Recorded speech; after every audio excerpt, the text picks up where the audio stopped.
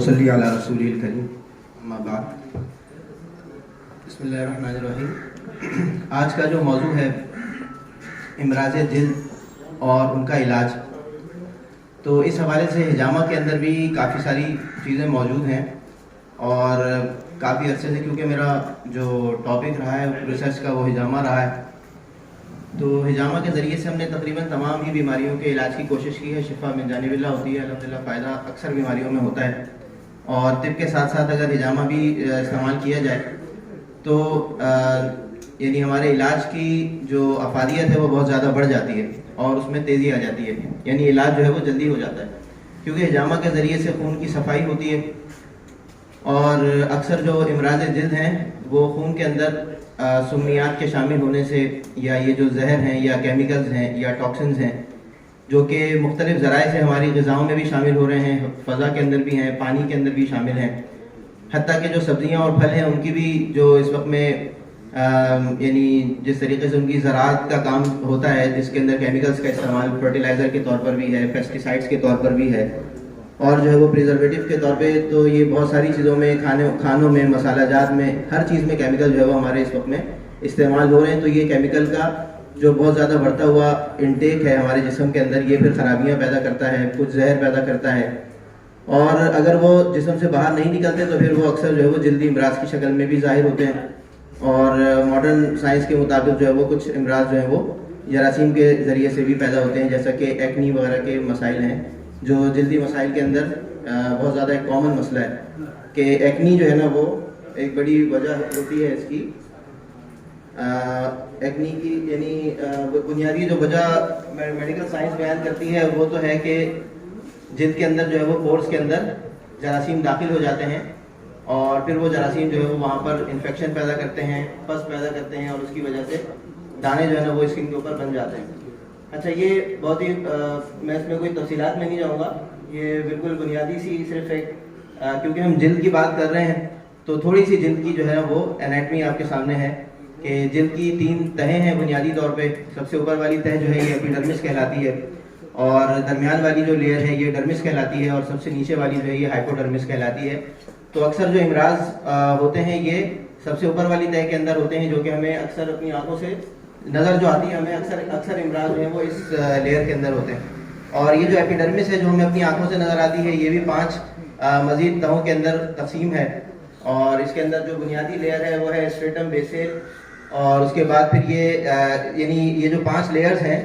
اس میں بنیادی جو لیئر ہے اسٹریٹم بیسل، یہ اصل میں یہاں سے جو ہے وہ اسکن کے سیل پیدا ہوتے ہیں، اور اس کے بعد وہ جب میچور ہوتے ہیں تو وہ اس سے اوپر والی لیئر میں ٹرانسفر ہو جاتے ہیں، جس کا نام ہے اسٹریٹم اسپائنوسم۔ پھر وہاں سے جب یہ تھوڑے سے اور میچور ہوتے ہیں، اس کے اندر کچھ مزید آرگینیلز یا کچھ اور جو ہے وہ اسٹرکچرز بنتے ہیں، تو اس کے بعد یہ پھر ترقی کر کے اسٹریٹم گرینیولوسم بن جاتی ہے، اس سے اوپر والی لیئر، اور اس کے بعد یہ اسٹریٹم لوسیڈم میں تبدیل ہوتی ہے، اور آخر میں جو ہے وہ جو ہمیں اپنی آنکھوں سے نظر آ رہی ہے وہ ہے اسٹریٹم کارنیوم۔ اور یہ جو ہے وہ ڈیڈ سیلز ہوتے ہیں، یعنی کہ یہ جو سیلز ہوتے ہیں جو ہمیں بالکل اپنی آنکھوں سے نظر آتے ہیں یہ ڈیڈ سیلز ہوتے ہیں، اور اس کے اندر کیراٹن بڑی تعداد کے اندر جو ہے وہ شامل ہوتا ہے۔ کیراٹن ایک پروٹین ہے جو کہ ہماری اسکن کو ہارڈنیس دیتا ہے، اس کو ٹف بناتا ہے، مضبوط بناتا ہے، اور یہ کیراٹن جو ہے یہ کیراٹینوسائٹس کے اندر پیدا ہوتا ہے، جو کہ یہ جو اس کی سب سے نیچے والی لیئر ہے اس کے اندر موجود ہوتے ہیں۔ اور اسی طرح سے اسکن کا جو ہماری کلر ہوتا ہے تو یہ بھی ایک رنگ جس کو ہم پگمنٹ کہتے ہیں، اس کا نام ہے میلانن۔ تو یہ میلانن کی وجہ سے جو ہماری جلد کا رنگ ہمیں نظر آتا ہے، جو جتنا زیادہ میلانن ہوتا ہے اتنی زیادہ ڈارک اسکن جو ہے وہ ہوتی ہے، اور یہ میلانن بھی جو ہے یہ کچھ خاص قسم کے سیل سے پیدا ہوتا ہے جس کو میلانوسائٹس کہتے ہیں، اور یہ میلانوسائٹس بھی جو ہیں یہ اسٹریٹم بیسل کے اندر یعنی کہ ہماری ایپیڈرمس کی سب سے نیچے والی لیئر کے اندر موجود ہوتے ہیں۔ تو اکثر جو بیماریاں ہیں وہ ان لیئرز کے درمیان جو ہے وہ کثافت کے جمع ہونے، گندگی کے جمع ہونے، یا جو ہے نا وہ جو ٹاکسن ہمارے جسم میں جا رہے ہیں ان کے جمع ہونے سے پیدا ہوتی ہیں۔ اور ان میں سے کئی اس طرح کی جو بیماریاں ہیں، جب یہاں سے اگر ہم حجامہ کے ذریعے سے انہی لیئرز کے اندر کٹ لگا کر یہاں ان کے درمیان میں موجود خون کو نکالتے ہیں تو اس کے ذریعے سے وہ کثافت، وہ گندگی بہت جلدی وہاں سے صاف ہو جاتی ہے، اور جو بیماری ہے وہ بہت جلدی یعنی کہ ختم ہو جاتی ہے۔ تو یہ بنیادی جو لیئرز ہیں یہ میں نے آپ کے سامنے ذکر کی۔ تو یہ اوپر یعنی کہ جو 3 4 5 لیئرز آپ کو نظر آ رہی ہیں، یہ ہماری جلد کی اوپری جو تہ ہے ایپیڈرمس، اس کی سب لیئرز ہیں۔ 5. پھر اس کے نیچے جو ہے وہ ڈرمس ہے جو کہ ہماری اصل جلد ہے. یعنی ڈرمس جو ہے نا وہ اصل حصہ ہے, درمیانی والی لیئر. مین جو 3 لیئرز ہیں ان کی بیچ والی جو لیئر ہے ڈرمس, اس کے اندر ہمارے سارے اسٹرکچرز موجود ہوتے ہیں, جیسا کہ پسینہ پیدا کرنے والے غدود, جیسا کہ ہماری جو ہے اس میں بلڈ ویسلز ہوتی ہیں, نروز ہوتی ہیں اس کے اندر, اور اسی طرح سے اس کے اندر جو ہے وہ ہمارے پریشر سینسرز ہوتے ہیں, یعنی جن کے ذریعے سے ہم چیزوں کو محسوس کرتے ہیں. چھو کر بھی جو محسوس کرتے ہیں وہ بھی ہماری ڈرمس کی اوپری لیئر کے اندر موجود ہوتے ہیں, جو چھونے والے سینسر, جس سے ہمیں پتہ چلتا ہے کہ کیا چیز گرم ہے, کیا چیز ٹھنڈی ہے. اور جو پریشر سینسرز ہیں وہ تھوڑا سا اس کی ڈیپتھ کے اندر موجود ہوتے ہیں, ڈرمس کی ڈیپتھ کے اندر. باقی ڈرمس کے اندر جو ہمارے بالوں کی جڑیں ہیں یہ ڈرمس کے اندر موجود ہوتی ہیں, جس کو ہم ہیئر فالیکل کہتے ہیں. اور اسی طرح سے پسینہ پیدا کرنے والے غدود اور آئل پیدا کرنے والے غدود بھی جو ہے وہ بالوں کے ساتھ ساتھ موجود ہوتے ہیں, جس کو ہم سیبیشیس گلینڈز کہتے ہیں. اور جو یہ آئل پیدا کرتے ہیں اس کو سیبم کہتے ہیں. تو بعض اوقات یہ اگر سیبم جو ہے نا یہ یہاں پہ زیادہ پروڈیوس ہونا شروع ہو جائے تو اس سے جو بیماری ہو جاتی ہے اس کو ہم بولتے ہیں ایٹوپک ڈرمیٹائٹس. اور اسی طرح سے اگر جو ہے وہ اگر کوئی جراثیم جو ہے وہ ان لیئرز کے درمیان میں داخل ہو کر انفیکشن کر دیں, یہ میں آپ کو بتا رہا ہوں میڈیکل سائنس کے پوائنٹ آف ویو سے. باقی یہ کہ ہم طب کے لحاظ سے انشاءاللہ وہ اس کی جو تفصیلات ہیں وہ ہمارے اساتذہ کرام بتائیں گے. میں اپنے بیک گراؤنڈ کی وجہ سے, کیونکہ میں بنیادی طور پہ فارماسسٹ ہوں, فارمیسی میں نے PhD کیا ہے, اور میرا ریسرچ ٹاپک جو ہے وہ ہجامہ ہے, فارماکالوجی میرا سبجیکٹ ہے. تو میں اس وجہ سے اپنے بیک گراؤنڈ کے لحاظ سے آپ کو بتا رہا ہوں. تو باقی انشاءاللہ جو طب کے لحاظ سے اس کو دیکھا جاتا ہے جس اینگل سے, تو وہ تو ہمارے اساتذہ کرام اس سے بہت بہتر بتائیں گے. تو میں اپنی فیلڈ کے لحاظ سے آپ کو جو چیزیں مجھے پتہ ہیں وہ میں آپ کی ساتھ شیئر کر رہا ہوں. اور اسی طرح سے پھر جو ڈرمس کے نیچے جو آخری لیئر ہے وہ ہے ہائپوڈرمس, جو کہ فیٹس کی لیئر ہے, جس کے اندر ایڈیپوز ٹیشو موجود ہوتا ہے اور جس کے اندر ہماری چربی جو ہے وہ جسم کی اسٹور ہوتی ہے. تو اس طرح سے 3 جو ہے وہ بنیادی طور پہ لیئرز ہیں, اور درمیانی لیئر جو ہے وہ اصل اسکن وہ ہے. اکثر بیماریاں جو ہے وہ اصل اس درمیانی لیئر کے اندر پیدا ہوتی ہیں, اور کچھ جو گندگی کی وجہ سے ہوتی ہیں وہ اوپری لیئر کے اندر ہمیں نظر آتے ہیں. اسی طرح سے ڈرمس کی بھی 2 لیئرز ہیں, میں بتا چکا ہوں, اس کی تفصیلات میں ہم ابھی زیادہ نہیں جائیں گے. ابھی ہم اس کو ذرا سا سپرفیشلی دیکھ لیتے ہیں. ایکنی جو ہے نا, یہ ایکنی وولگیرس بہت ہی کامن بیماری ہے, یعنی کہ جو دانے ہو جاتے ہیں اکثر چہرے پر ہوتے ہیں, اور بعض اوقات جو ہیں یہ پیٹھ پر بھی ہوتے ہیں اور سینے پر بھی ہوتے ہیں, کندھوں پر بھی ہو جاتے ہیں. اکثر اس کی وجوہات جو ہیں وہ ہارمونل تبدیلیاں ہوتی ہیں جو کہ بلوغت کے وقت میں آتی ہیں, اور بعض اوقات اگر اسکن بہت زیادہ آئلی ہو یا سیبیشیس گلینڈ زیادہ آئل پروڈیوس کرتے ہوں اور اس کی وجہ سے پورز بند ہو جاتے ہوں, اور صفائی نہ ہونے کی وجہ سے بھی جو ہے یہ ایکنی اکثر جو ہے وہ نمودار ہو جاتی ہے. بعض اوقات یہ ایکنی جو ہے یہ الرجی کی وجہ سے بھی ہوتی ہے, اور بعض دفعہ جو ہے یہ اگر کسی کو بہت زیادہ قبض رہتا ہو تو اس کی وجہ سے بھی ظاہر جسم سے جب فضلات خارج نہیں ہوتے ہیں تو خون کے اندر وہ شامل ہوتے ہیں, اور اس کی بھی وہ بھی جو ہے وہ ایکنی کی شکل میں نمودار ہوتے ہیں. تو یہ ایکنی جو ہے یہ اسکن کی ایک بہت ہی کامن پرابلم ہے, اور اس کے لیے ہجامہ بہت افیکٹو ہے. جو اسکن کی جتنی بیماریاں ہیں ان کے ہجامہ کے پوائنٹس جو ہیں وہ میں آپ کو آخر میں ابھی دکھا دیتا ہوں. 2-3 بیماریاں صرف میں آپ کے سامنے رکھوں گا, اور اس کے بعد میں آپ کو ہجامہ کے پوائنٹس آپ کے سامنے رکھ دوں گا کہ ہم اس کے لیے کن کن مقامات پہ ہجامہ کرتے ہیں. تو ایک یہ ایکنی ہو گئی, اور ایک اس کے بعد جو ہے یہ فنگل انفیکشن ہے. فنگل انفیکشن, اس میں میں نے رنگ ورم کی مثال لی ہے,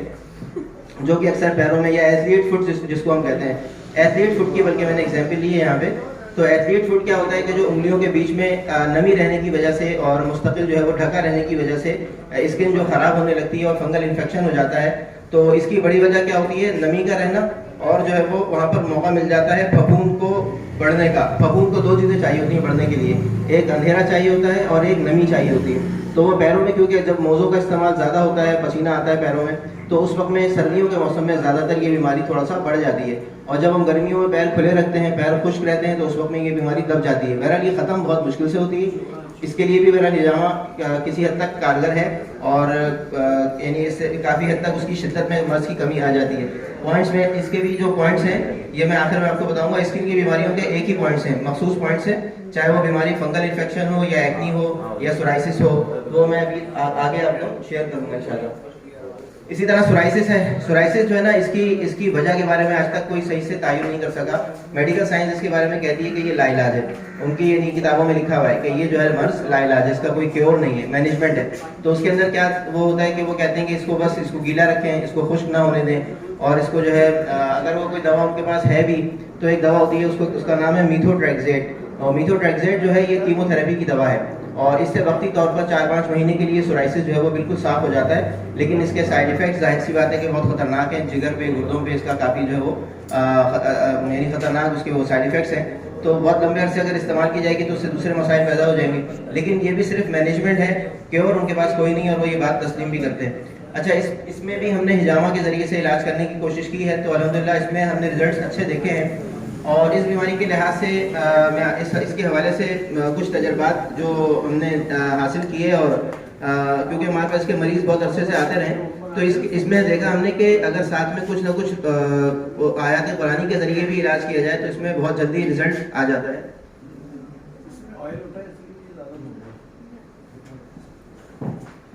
تو اس میں جو ہے نا یہ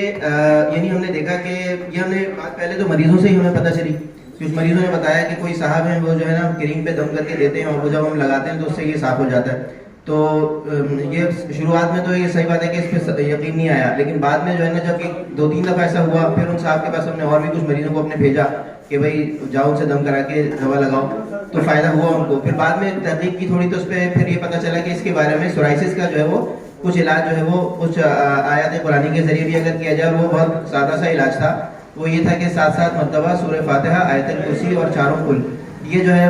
پڑھ کے اگر دم کیا جائے پانی پہ، جس میں بیری کے 7 پتے جو ہے نا وہ پہلے ہی آپ نے دھو کر پیس کر ملا دیے ہوں، اس پانی پہ اگر دم کر دیا جائے تو پھر اگر وہ پانی مریض پیے بھی اور اس سے نہائے بھی تو یہ سورائسس کا جو مسئلہ ہے یہ بہت جلدی حل ہو جاتا ہے. اور ساتھ میں اگر وہ دواؤں پہ بھی دم کرتے ہیں، جب یہ پانی پہ دم کر رہے ہیں اور وہ دوائیں وہ مریض جو ہے وہ استعمال کرے تو بہت جلدی رزلٹ آتا ہے. اس کی لاجک واللہ عالم کیا ہے، لیکن یہ کہ یہ بات ہم نے تجربے سے دیکھی ہے، اور یہ تجربے سے ثابت ہے کہ فائدہ ہوتا ہے، مریضوں کو کافی جلدی رزلٹ آتا ہے، ادروائز ان میں رزلٹ نہیں آتا. اور پھر کچھ اطباء سے ہماری اس حوالے سے جب بات چیت ہوئی جو روحانی علاج بھی کرتے ہیں، تو انہوں نے یہ بات بتائی کہ یہ اصل میں جو ہے وہ ایک روحانی بیماری ہے، جس کی وجہ سے اس کا کوئی جسمانی علاج جو ہے وہ ممکن نہیں ہے. اسی لیے کسی بھی طریقہ علاج کے اندر اس کا کوئی بالکل پکا علاج جو ہے نا وہ نہیں ہوتا، اور مینجمنٹ ہو جاتی ہے، کچھ عرصے بعد یہ دوبارہ آ جاتا ہے، یہ کچھ عرصے کے لیے ٹھیک ہو جاتا ہے پھر دوبارہ آ جاتا ہے. بہرحال کچھ احتیاطیں اس کے حوالے سے جو ہمارے سامنے آئیں تجربات کے ذریعے سے، تو وہ یہ آئیں کہ اگر چکن کا استعمال، جیسا سر نے بھی فرمایا، فارمی چکن کا استعمال اگر چھوڑ دیا جائے اور لوکی کا استعمال کھانے میں بڑھا دیا جائے اور پانی کا استعمال زیادہ سے زیادہ رکھا جائے، اور جو ہے یہ اریٹیشن، جتنی بھی چیزوں سے اریٹیشن ہوتی ہے نا، چاہے وہ غذا کے ذریعے سے ہو یا وہ لباس کے ذریعے سے ہو، یعنی مثال کے طور پہ کوئی ایسا لباس جو کہ چبھنے والا ہو، اریٹیٹ کرنے والا ہو، تو وہ بھی اس میں جو ہے وہ مرض کو بڑھاتا ہے. تو اس میں کاٹن کا استعمال فائدہ مند ہے، اس میں جو ہے وہ دھوپ سے بچنا فائدہ مند ہے، اس میں اسٹریس سے بچنا فائدہ مند ہے، اسٹریس بھی جو ہے وہ اس کو بڑھاتا ہے. تو سورائسس کے اندر جو ہے نا وہ ہم نے دیکھا کہ بہت ساری احتیاطیں اگر ساتھ میں کی جائیں اور حجامہ بھی کیا جائے، اور طب کے ذریعے سے علاج تو ابھی سر بتائیں گے، تو دونوں چیزوں کو اگر ساتھ لے کے چلا جائے تو اس کے اندر بھی بہت اچھے رزلٹس الحمدللہ ہم نے دیکھے ہیں. بالکل سے یہ صحیح بھی ہوا ہے سورائسس. پھر یہ بہرحال یہ برنز جو ہے نا، یعنی جسم کا جلد کا جل جانا، یہ کوئی بیماری تو نہیں ہے. بہرحال یہ ایشو ہے جس کے لیے ابھی ہم فی الحال جو ہے وہ بیماری نہیں ہے، ہم اس کو دوا کے لحاظ سے ڈسکس نہیں کر رہے ہیں، بس صرف آپ کے نالج کے لیے صرف ایک چیز ہے کہ یہ یعنی اگر ایپیڈرمس جل جائے اور صرف ایپیڈرمس جل جائے تو جو ہے یہ 1st ڈگری کے برنز کہلاتے ہیں. اگر جو ہے وہ ڈرمس بھی جل جائے تو یہ 2nd ڈگری برنز کہلاتے ہیں، اور یہ کافی زیادہ نقصان دہ ہوتے ہیں، اور اس میں بھی درد ہوتا ہے. 1st ڈگری اور 2nd ڈگری میں مریض کو درد ہوتا ہے، جبکہ جو اگر 3rd ڈگری برن ہو جس کے اندر تینوں لیئرز جل جائیں تو اس میں مریض کو درد کا احساس نہیں ہوتا، اور یہ زیادہ خطرناک بات ہوتی ہے، کیونکہ اگر درد نہیں ہو رہا ہے اس کا مطلب یہ ہے کہ اسکن جو ہے نا وہ پوری طرح جل گئی ہے، کیونکہ اسکن کے اندر ہماری درد کو محسوس کرنے والے ریسیپٹرز ہوتے ہیں. تو اگر اسکن پوری جل جاتی ہے تو وہ ریسیپٹرز بھی جل جاتے ہیں، جس کے نتیجے میں درد نہیں ہوتا. اور یہی وہ بات ہے جس کے حوالے سے جو ہے وہ ہمیں قرآن پاک کے اندر وہ آیت ملتی ہے جس کا مفہوم اس طرح سے ہے کہ جب اللہ تعالیٰ جہنم میں جو ہے وہ ڈالیں گے لوگوں کو، اور جب ان کی یعنی وہ ان کی جلد جل جائے گی تو وہ ان کو نئی جلد دے دی جائے گی، یعنی ان کا عذاب جو ہے وہ نہ ختم ہونے والا عذاب ہوگا. اور اس کا مطلب یہ ہوا یعنی کہ جلد کے اندر جو ہے نا درد کو محسوس کرنے کی صلاحیت ہوتی ہے. تو جب جلد جل جائے گی تو درد نہیں ہوگا اس کے بعد، تو اس لیے جو ہے وہ نئی جلد دے دی جائے گی تاکہ دوبارہ درد کا احساس جو ہے وہ تازہ ہو جائے. اور یہ اللہ تعالیٰ ہم سب کو جو ہے وہ اس سے محفوظ رکھے، اپنی پناہ میں رکھے، اور ہمیں آپ سے ان کی شفاعت سے رحمت فرمائے. اسی طرح سے کچھ جو ہے وہ اسکن کے ٹیومرز بھی ہیں، کچھ جو ہے وہ اس میں کینسرز بھی ہوتے ہیں. تو کچھ بینائن ٹیومرز ہیں جیسے کہ وارٹس وغیرہ ہوتے ہیں، کارنز ہوتے ہیں، وارٹس ہیں خاص طور پہ، تو یہ اسکن کے ٹیومرز ہیں، بینائن ٹیومرز ہیں. اور بعض جو کینسرز ہیں جیسے کہ وہ جس اسکن کی جس لیئر کے اندر بھی وہ کینسر ہوتا ہے، جیسے بیزل سیل، اگر بیزل لیئر کے اندر جو ہم نے بھی آپ کو میں نے بھی بتائی تھی نا کہ بیزل سیل ہوتی ہے جو ایپیڈرمس کی سب سے نیچے والی لیئر جہاں سے باقی لیئرز اوریجنیٹ ہوتی ہیں، اگر اس کے اندر کینسر ہو جائے تو اس کو کہتے ہیں بیزل سیل کارسینوما. اور اسی طرح سے اگر جو ہے وہ اسکویمس سیلز کے اندر ہو جائے تو اس کو اسکویمس سیل کارسینوما کہتے ہیں. اور جس میں رنگ پیدا کرنے والے جو سیل ہوتے ہیں جس کو میلینوسائٹس کہتے ہیں، اگر اس کے اندر کینسر ہو جائے، اس کی کینسرس گروتھ ہونا شروع ہو جائے تو اس کو ہم میلانوما کہتے ہیں. تو یہ مختلف کینسرز ہیں. ان کینسرز کے اندر یعنی وارڈس کی حد تک جو ہے وہ ہم نے اس میں ہیجامہ کا رزلٹ دیکھا ہے کہ جو بینائن کینسر ہے، بینائن ٹائپ کا کینسر ہے وارڈس میں، اور اسی طرح سے کارن ہو جاتے ہیں تو ان کارنس کے اندر بھی جو ہے وہ ہیجامہ کا رزلٹ بہت اچھا ہے. تو اسکن کی پرابلمس کے اندر ایک ایکنی ہو گئی، ایک جو ہے وہ فنگل انفیکشنز ہو گئے، ایک سورائسس ہو گیا، اور اسی طرح سے وارڈس ہیں. بعض اوقات اسکن ٹیگس کے اندر بھی جو ہے وہ ہم نے دیکھا ہے رزلٹ، لیکن کم دیکھا ہے. اور یہ جو ٹیومرز ہیں اس کے اندر صرف وارڈس کے اندر ہم نے اس میں کوئی نہ کوئی رزلٹ جو ہے وہ ہیجامہ کا دیکھا ہے. تو یہ مختلف اس کی وہ ہیں قسمیں ہیں، اسکویمس سیل کارسینوما اور میلانوما اور بیزل سیل کارسینوما. اس کی جو ہے وہ آپ کے سامنے یہ کچھ تصویریں میں نے لگائی ہیں. اب پوائنٹس پہ آ جاتے ہیں. ہیجامہ کے جو پوائنٹس ہیں جو اسکن کی بیماریوں کے لیے استعمال کیے جاتے ہیں، تو جو لوگ ہیجامہ سے کچھ نہ کچھ حد تک واقف ہیں وہ جانتے ہیں کہ ہیجامہ میں کچھ سنت پوائنٹس ہوتے ہیں، یعنی وہ مقامات جن پر آپ صلی اللہ علیہ وسلم نے اپنا ہیجامہ کروایا. تو یہ جو آپ کے سامنے بھی پوائنٹ میں نے ہائی لائٹ کیے ہیں 1 نمبر اور 55. یہ 1 جو ہے یہ دونوں کندھوں کے درمیان میں جس جگہ پر ہمیں C7 یعنی ابھری ہوئی جو ہماری سروائکل کی آخری موڑے کی ہڈی ہمیں محسوس ہوتی ہے، تو وہ جگہ جو ہے وہاں سے لے کے نیچے تقریباً T1 تک T2 تک جو ہے اس کی جگہ ہے. اس مقام کو عربی میں الکاہل کہتے ہیں، اور اس کے بارے میں حدیث ہے کہ یہ 72 بیماریوں کا علاج ہے. تو یہ مقام جس کا نمبر 1 ہے 1، اور اس کے ساتھ اس کے نیچے ہے 55 اور اس کے نیچے 49.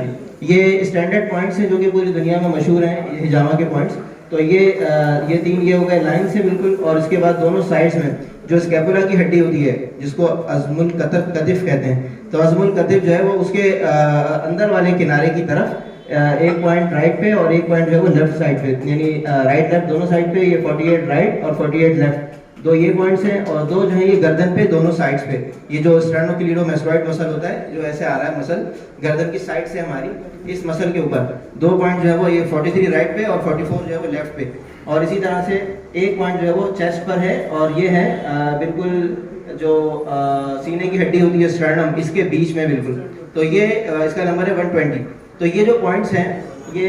یعنی 7 پوائنٹس یہ ہو گئے اور ایک سامنے یعنی 8 پوائنٹس. یہ جو 8 پوائنٹس ہیں یہ تقریباً اسکن کی تمام بیماریوں کے اندر فائدہ مند ہیں. اسکن کی جو بھی بیماری ہو، چاہے وہ ایکنی ہو، چاہے وہ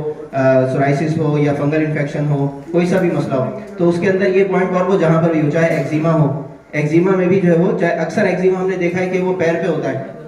شوگر پیشنٹ میں بھی اور پیشنٹ میں بھی دیکھا ہے، تو وہ پیر والا ایگزیما بھی انہی پوائنٹ سے الحمدللہ ٹھیک ہو جاتا ہے. اور اس کے لیے ان پوائنٹس کے علاوہ اگر کسی جگہ پہ کوئی خاص بہت زیادہ دانے ہوں، جیسے ہم دانوں کے لیے کر رہے ہیں اگر، تو اس میں پھر اس جگہ کے اوپر بھی لگانا فائدہ مند رہتا ہے. یعنی اگر چہرے پہ دانے ہیں تو ان پوائنٹس کے ساتھ ایڈیشنلی چہرے پر بھی پوائنٹ لگنے چاہیے،